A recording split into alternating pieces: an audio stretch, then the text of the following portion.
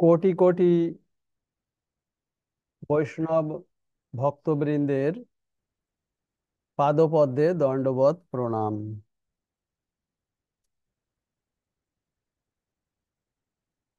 পতিত পাবন গুরু মহারাজ শ্রীমৎ জয় পতাকা স্বামী গুরু মহারাজ ও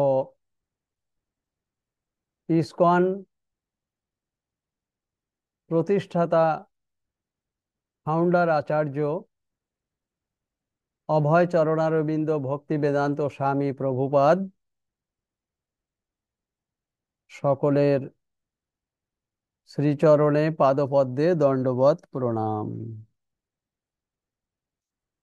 হরে কৃষ্ণ।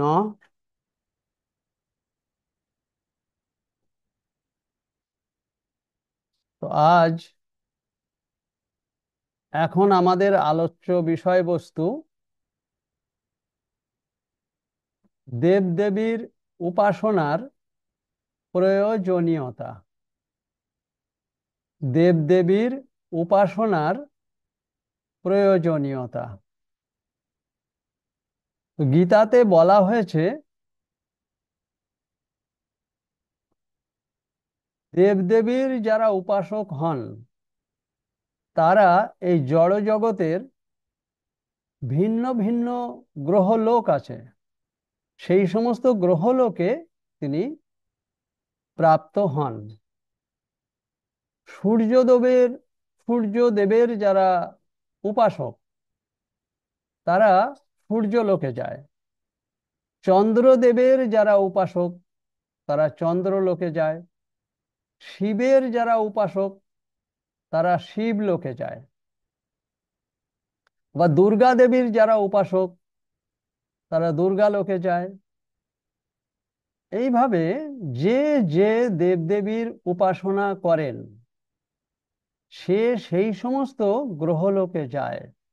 সেখানে তাদের যাকে উপাসনা করেন সেই উপাসিত দেবদেবী সেখানে অধিষ্ঠিত থাকেন, সেই লোকে তিনি যান।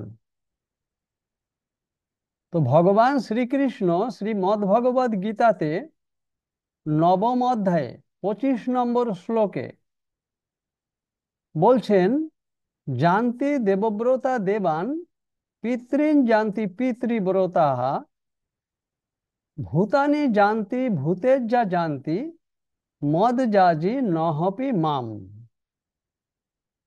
বাংলা অনুবাদ: দেবদেবীদের উপাসকেরা যারা দেবদেবীর উপাসনা করেন তারা দেবদেবীদের লোক প্রাপ্ত হবেন। পিতৃপুরুষের উপাসকেরা পিতৃলোক লাভ করেন। আবার ভূত প্রেত আদির উপাসকেরা ভূত প্রেত লোক লাভ করেন। আর ভগবান শ্রীকৃষ্ণ এই নবম অধ্যায় 25 নম্বর শ্লোকে আবার বলছেন যে আমার উপাসকেরা, ভগবান শ্রীকৃষ্ণ বলছেন আমার উপাসকেরা আমাকেই লাভ করেন। এই নবম অধ্যায়ে 25 নম্বর শ্লোকে জানতি দেবব্রতা দেবান পিতৃন জানতি পিতৃব্রতাঃ ভূতানি জানতি ভূতেজ্জা জানতি মদযাজি নহপি মাম। এই শ্লোকে ভগবান শ্রীকৃষ্ণ আবার নিজেই বলছেন যে আমার উপাসকেরা আমাকেই লাভ করেন। পিতৃপুরুষের উপাসকেরা পিতৃলোক লাভ করেন। আর দেবদেবীদের উপাসকেরা দেবদেবীদের লোক প্রাপ্ত হয়। আর ভূত প্রেত আদির উপাসকেরা ভূতলোক প্রাপ্তি হন।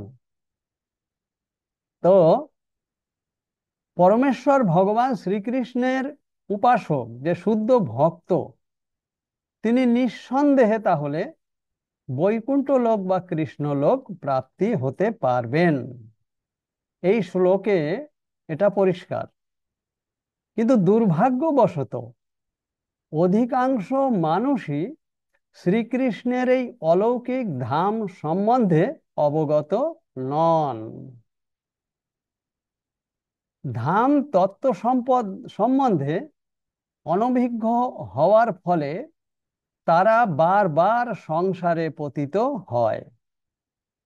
কৃষ্ণ ভাবনামৃত আন্দোলন অর্থাৎ এই হরে কৃষ্ণ মহামন্ত্র কীর্তন করার ফলে মানুষ এই জীবন সার্থক করে বৈকুণ্ঠ লোক বা কৃষ্ণ লোকে ফিরে যেতে পারেন। তো এই শ্লোক থেকে আমরা এই শিক্ষাই লাভ করলাম যে মানুষ এই জীবন সার্থক করে বৈকুণ্ঠ লোক বা কৃষ্ণ লোকে ফিরে যেতে পারে কখন? যদি কিনা পরমেশ্বর ভগবান শ্রীকৃষ্ণের উপাসক হতে হবে, শুদ্ধ ভক্ত হয়ে। নিঃসন্দেহে যিনি শুদ্ধ ভক্ত হতে পারবেন, ভগবান শ্রীকৃষ্ণের উপাসক হতে পারবেন, ভগবান শ্রীকৃষ্ণ নিজে বলছেন নিঃসন্দেহে বৈকুণ্ঠ লোক বা কৃষ্ণ লোক তিনি প্রাপ্ত হতে পারবেন, আমার লোক তিনি প্রাপ্ত হন। আজ এই পর্যন্ত। হরে কৃষ্ণ, হরে কৃষ্ণ।